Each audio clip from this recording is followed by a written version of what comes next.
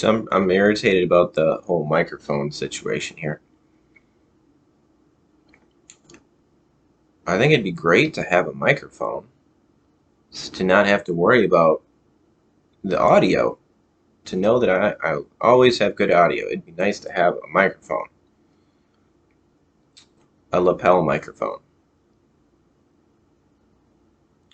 But it's just so irritating. I just I just kind of want to give up and just send it back. But if I can get this converter, if that's what the issue is, and I can make it work, that'd be great. It's just irritating. Cause I was looking for microphones on Amazon. And I saw a bunch of them. Like some of them don't even work. They're not even for a laptop. And then a lot of them were not like I specifically wanted one to put on my shirt. So a lot of them were not like that. And a lot of them were pretty expensive. So it took a long time just to find the one that I got. And now I'm having issues with it. So it's very irritating. So I guess like if I'm gonna end up giving up and having to just send this back and not have a microphone, I don't want to have crappy audio in these videos. So I guess I can just, I don't know, try to avoid what I think is causing the crappy audio.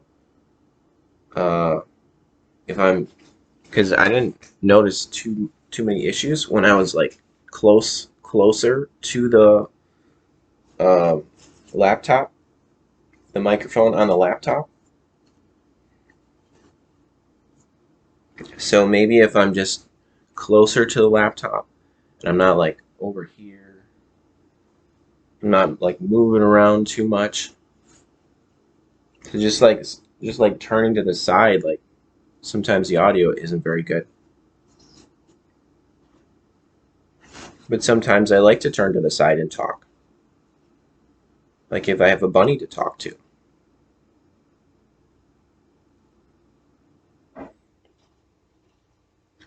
And but this thing with the scrapbook thing, I guess I can just maybe show something and then just maybe not talk while I'm showing it so that I'm not blocking the microphone on the laptop. I guess I'll just try to do that.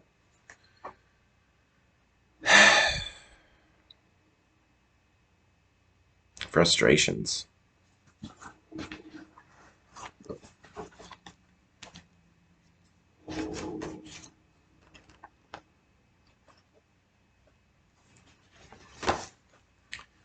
All right. I had a interesting birthday that I made videos for. Uh, Biking along the Mississippi River and biking over the bridge um, over the Mississippi River from Minnesota to Wisconsin and back again. So that was interesting. So it was neat to make videos for that, to document that experience. Okay, back to the scrapbook. There's quite a bit left. And I left off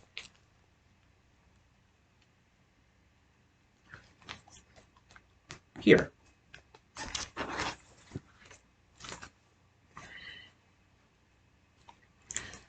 And okay, so this is a World War II related article. It's in France. Claire sur L. All right, it says the old soldiers of the 29th Infantry Division were about worn out after 3 straight days of being wined and dined and generally fawned over in villages all across the north of France. Walking into yet another reception and handed yet another goblet of sparkling Burgundy Saturday, Maurice Graham, 86, of Salisbury, Maryland, said with a wry half smile, "I'm tired, but it's better than being shot at." 60 years ago, on June 6, 1944, the men of the 29th were among the first of 154,000 soldiers from 5,000 ships to land at Omaha Beach on D-Day, the largest invasion in history and the event that marked the start of France's liberation from 4 years of Nazi occupation. The cost of that invasion was in plain view earlier when the veterans laid a wreath at a cemetery above the beach where 9,386 American war dead lie beneath perfectly straight, seemingly endless rows of white marble markers. And that is only one of many cemeteries along the route from France to Belgium to Holland to Germany where the 29th Division fought.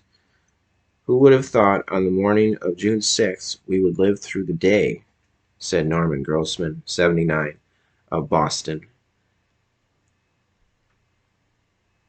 And more remarkably, we are here, 60 years later, to help the world remember that day. The French may have had their differences with the American-led invasion of Iraq last year. Sometimes people don't understand the choices of American politics, the mayor of Vierville-sur-Mer had said tactfully. But they do indeed remember what Americans did for them in World War II. Since Thursday, when about 75 veterans and 350 of their family members appeared in Normandy in a caravan of 7 buses, mayors have competed with each other to honor the old warriors, the anciens combattants. Oh, I guess that's French for old warriors. Maybe I'm not pronouncing that right. Anciens combattants. In stirring works. Okay. At Saint Clair sur L, a collection of tiled roof houses pulled up close to a medieval church. The veterans were applauded Saturday as they entered a reception where sparkling wine, orange juice, and finger sandwiches were served. Children waved tiny American flags. Earlier in a wreath-laying ceremony at a monument to the 29th Division, the town band had played, and Mayor Mary von Rambolt had offered a big thank you to the veterans. She had said in French, "We honor those soldiers from a land so far away who sacrificed for our freedom."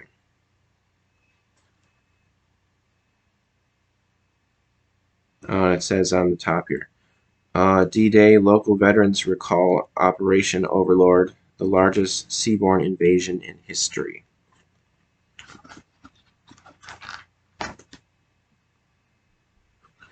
Okay.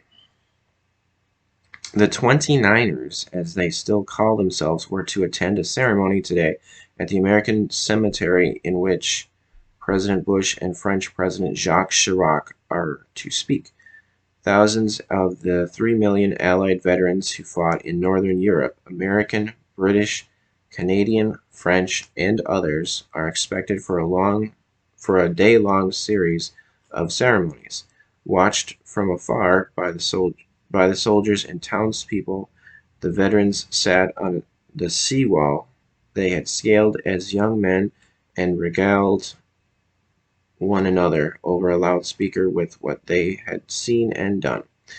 Not one told a hero's tale. Mostly they spoke of chance, sheer dumb luck, good or bad, that took one man's life and spared another's.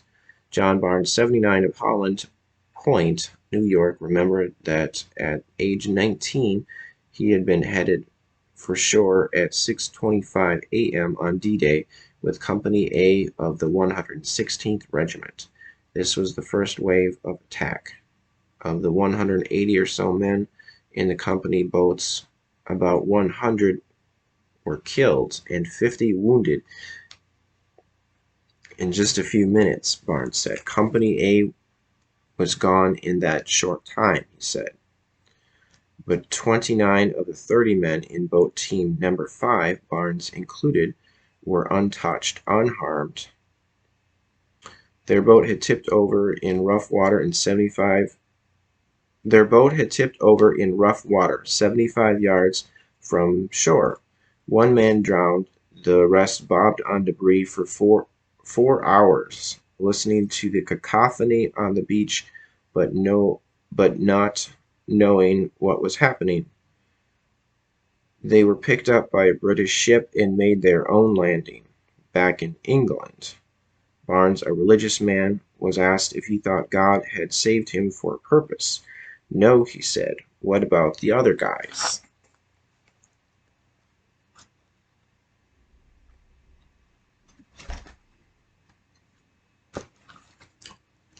So I hope the audio in this video is okay. Because I don't know if I'm going to get a microphone now. I got this laptop is new, so there's no reason why I shouldn't be able to get a lapel laptop. A lapel. There's no reason why I shouldn't be able to get a lapel microphone for this laptop, since the laptop is new.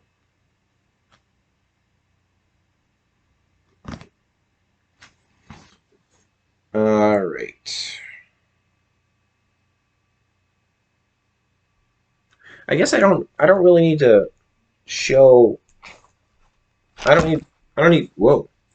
I don't need to go like that unless there's a photo. All right.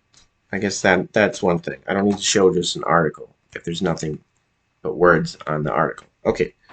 So I'll just probably just read headlines for some of these, because otherwise it would take too long to go through this whole scrapbook.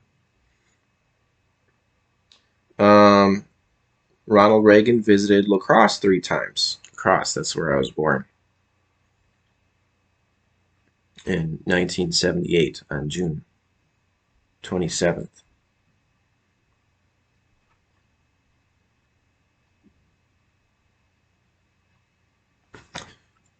All right.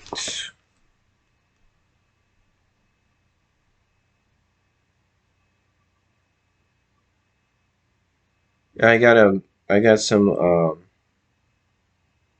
reproductions of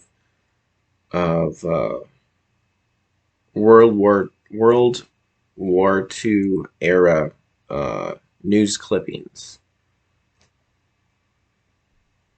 Heaviest air blows landed. Allies throw 11,000 planes into assault.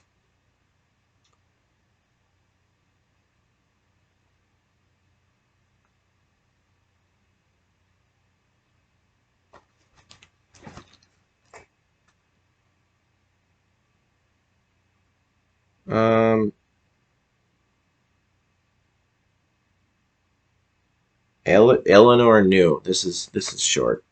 Okay. Mrs. Franklin D. Roosevelt said Tuesday at her news conference that the president informed her in advance of the invasion, but she declined smilingly to say how long she had known the specific plans.